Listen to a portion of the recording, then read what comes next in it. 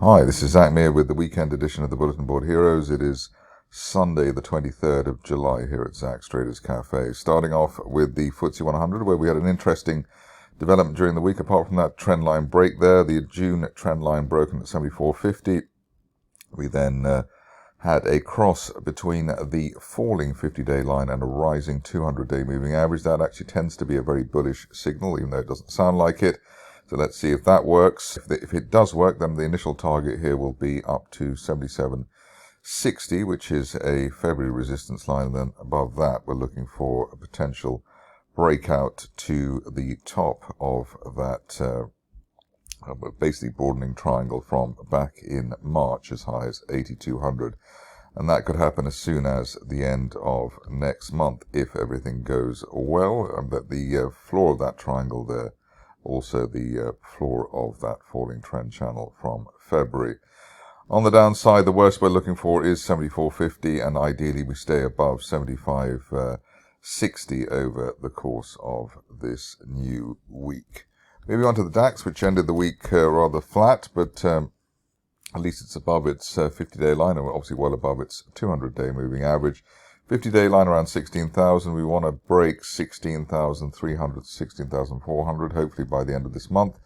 And if we can do that, we could be up to as high as the top of last August resistance line, rising trend channel rather, at 17,200 by the end of next month. RSI in a good place, 57, upper 50s, tends to be a decent place for continuation on the upside.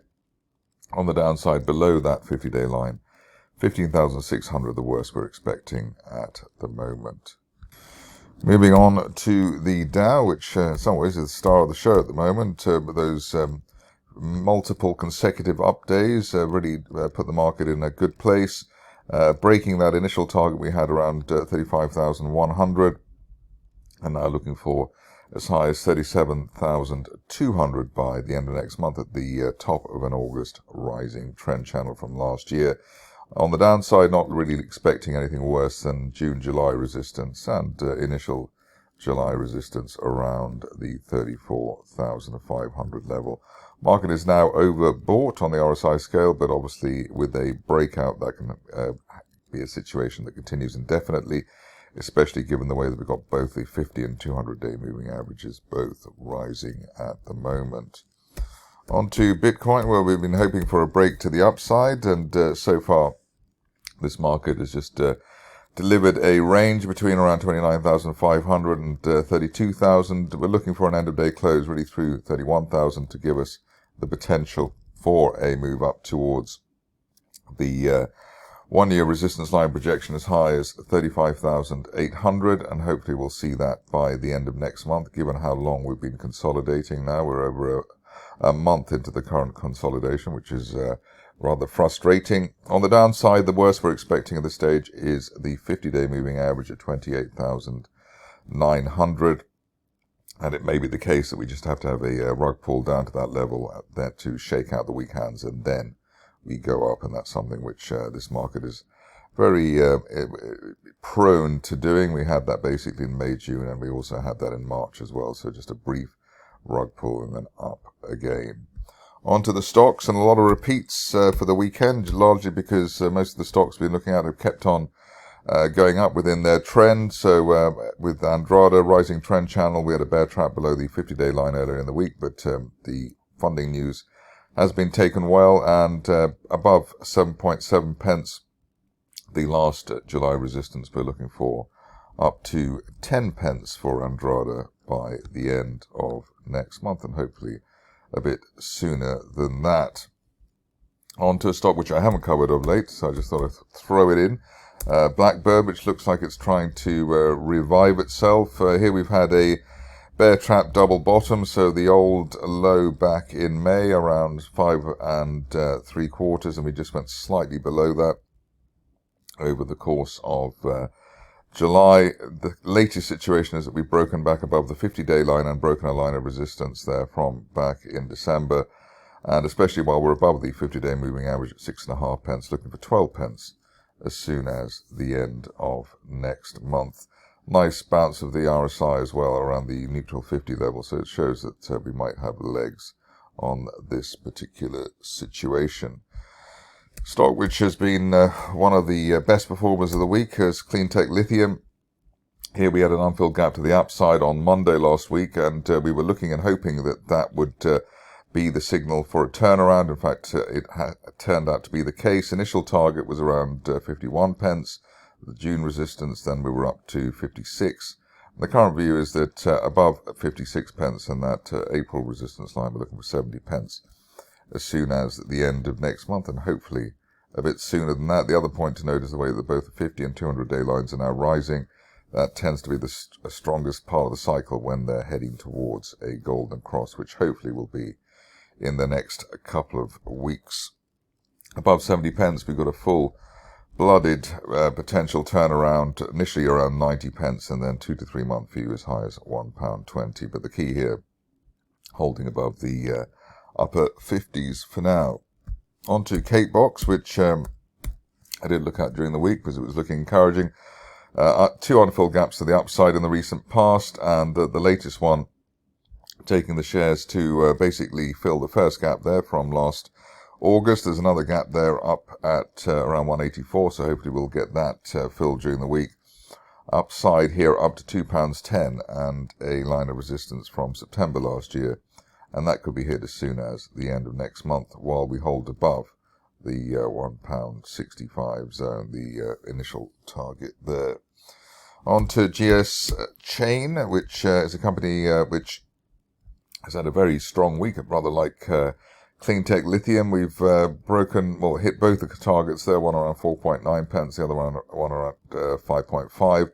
Above 5.5, we're looking for a fresh leg to the upside, maybe by the end of September in this case, to hit 10 pence, which is the top of that rising trend channel from August last year.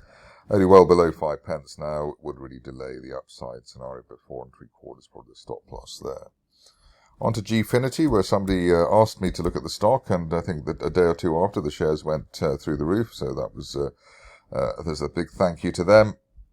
Current situation is that we've got the shares well above the 50-day moving average at 0.09 pence. Above that, we're looking for not only around the 0.11 pence as an initial target, but as high as 0.16 by the end of next month. But the key here is holding at or above that 50-day line around 0.09. We've got bullish divergence there as well, so lower lows going into the latter part of July, but higher RSI trace. Onto a stock which I also sort of premiered for the first time this week, Lunglife, and here we had an unfilled gap to the upside. Off the lows is a bear trap gap reversal from below the June support. Very impressive stuff. Breaking that falling wedge from May and closing the week wholly above the 50-day line, above that 50-day line at 35 pence. We are looking for up to £1, maybe as soon as the end of next month.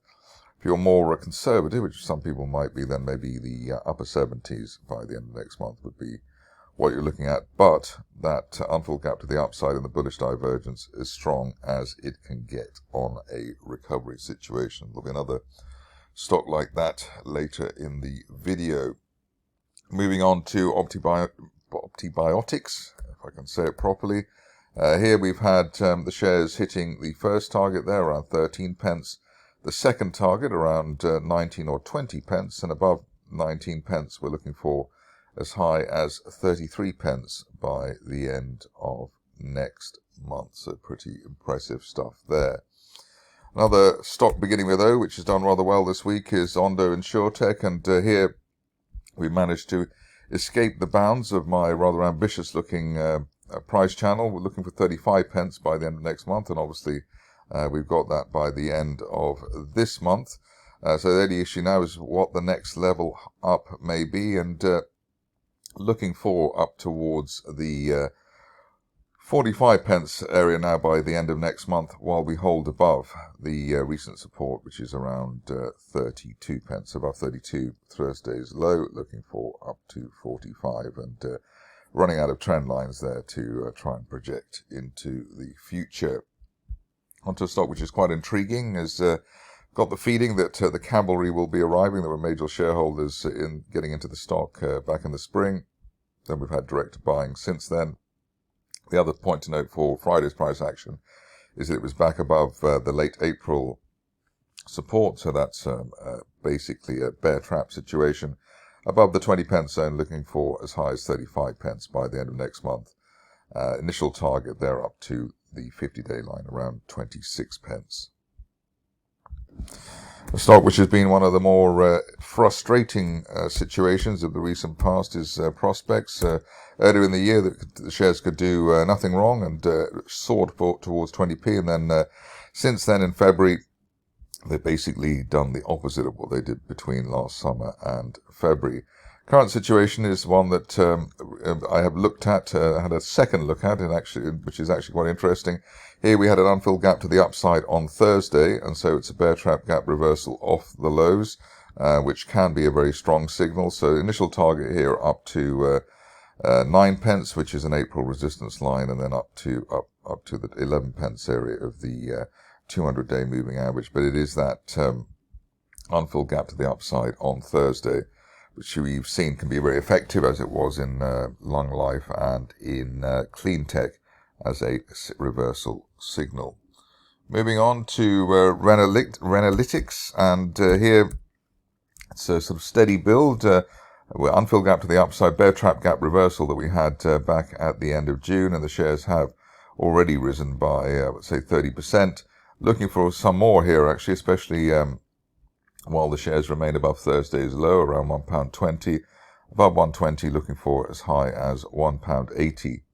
And that could happen over the next 4 to 6 weeks, maybe as soon as the end of next month. But obviously FDA news in the mix there.